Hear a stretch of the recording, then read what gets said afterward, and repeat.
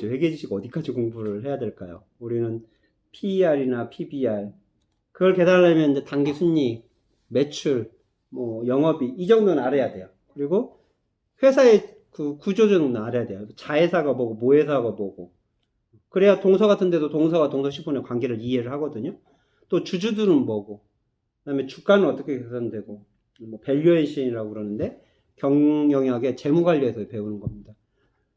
그런 과목 하나하나가요. 제가 지금 한마디 툭 던지지만 밸류에이션은 재무관리의 그냥 전체예요. 재무관리 전체인데 제가 재무관리 과목을 아마 1년을 1000페이지짜리 책을 몇 번을 봐도 이해가 안 가더라고. 이 재무관리 그 밸류에이션 기업 가치를 평가하는 공부를 그렇게 해도 무슨 말인지 못 알아듣겠더라고요. 지금은 이제 조금 이해를 해요. 지금은. 근데 야, 하루에 막 10시간, 15시간 이렇게 공부를 그렇게 1년 동안 해도 그 책이 이해가 안 가는데, 퍼나 PBR 그냥 간단히 우리는 공부를 했잖아요. 단기 순이익을 주가, 주식수로 나눠서 주당 순이익 계산하고 그거에 10배 정도면 적정합니다. 15배 정도면 조금 고평가니까 조금 조심하시고 20배 넘어가면 이건 좀 저 같으면 안 합니다. 이 정도 설명을 했단 말이죠. 이 정도 가지고 회계지식의 수준을 보면 정말 수박 거달기도 아직 못 간 거예요.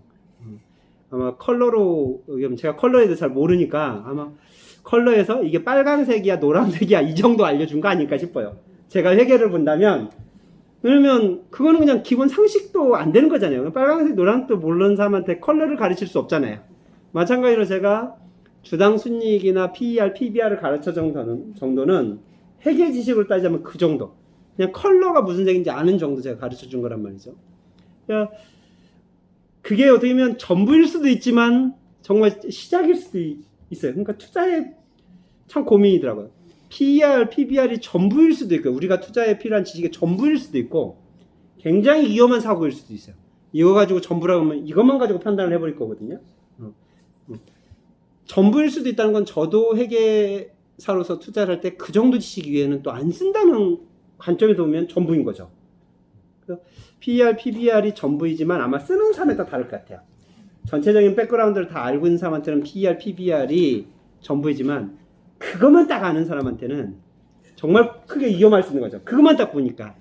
그래서 회계지식 과연 어디까지 공부해야 될까? 또 어느 정도 투자에 필요할까?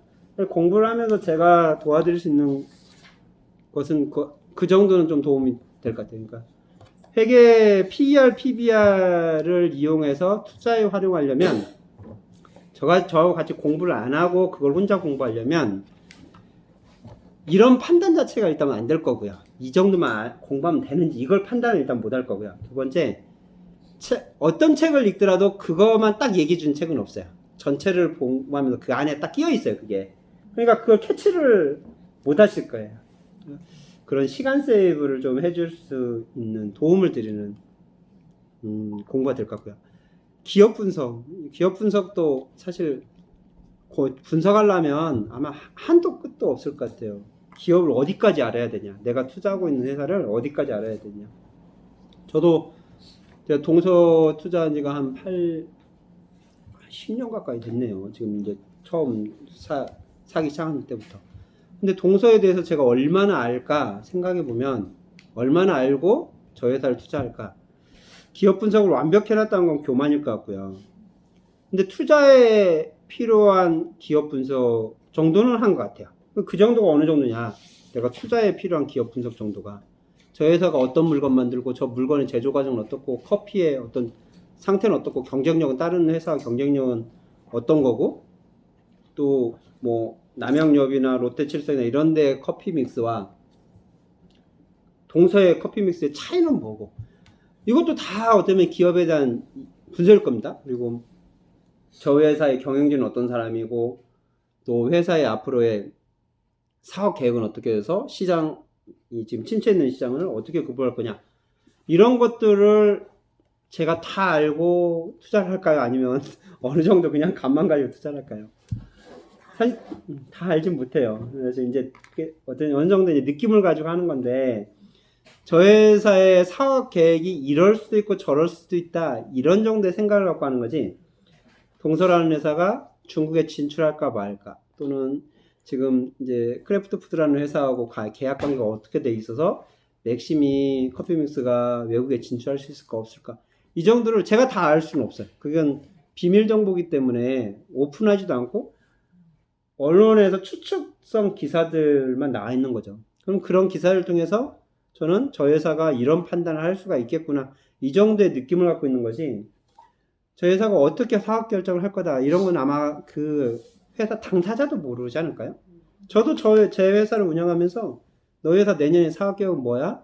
확실히 그걸 할 거야? 물어보면 이 정도 이렇게 계획은 잡고 있어도 할지는 가봐야 아는 거예요. 저도 마찬가지로 동서 같은 회사는 훨씬 더 큰 회사인데 자기 혼자 결정하는 상황도 아니고, 대표이사도 오너가 있고 주주총회가 있고 또 승인을 거쳐서 자기의 어떤 그 재심 여부가 결정이 되니까 자기 뜻대로만 할 수도 없는 겁니다. 자기는 하고 싶어도 주주총회에서 그걸 반대하면 뭐 대표이사가 교체돼 버릴 수가 있는 거죠.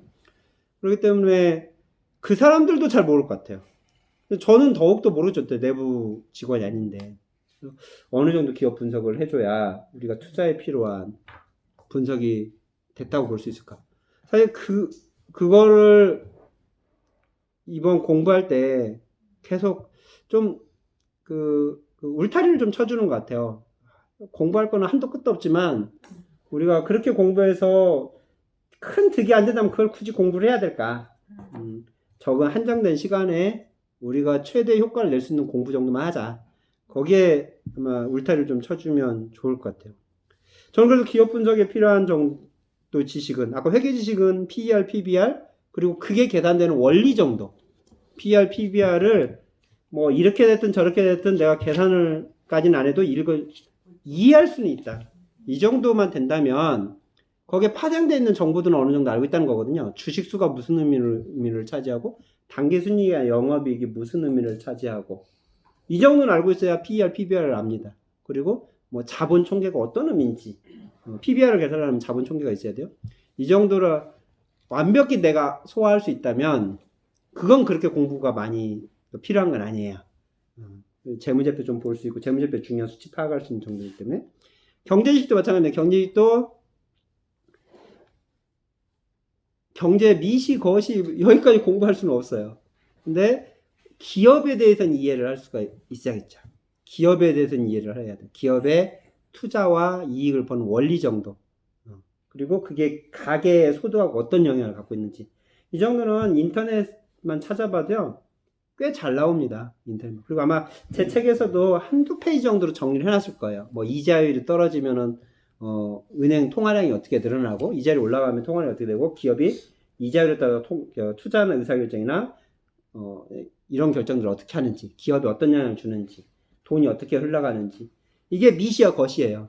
거시는 그런 거거든요. 통화량에 따라서, 금리에 따라서 자금이 어떻게 흘러가는지, 이런 것들. 또 정부 지출이나 정부의 예산 집행이 경제에 어떤 영향을 주는지, 이런 흐름을 보는 거거든요.